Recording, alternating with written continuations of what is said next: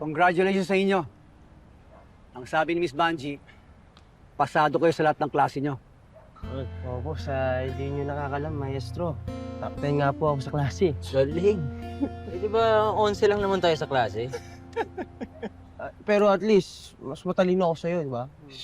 Nasa rin. Sige. Ang mahalaga, pasado tayong lahat, di ba? Oo naman. Hindi lang sa ALS courses kayo pasado. Pati din sa training ko. Ang laki ng pagbabago nyo. Noon maagresibo kayo. Mapupuso. Pasaway. Guilty ho kami dyan, maestro. Pero ngayon, may disiplina.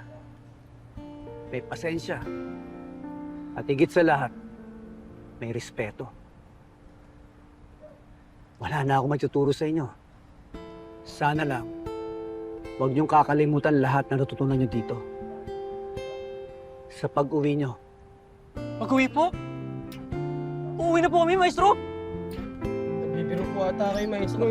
Totoo po ba yan? Wow, uwi na tayo!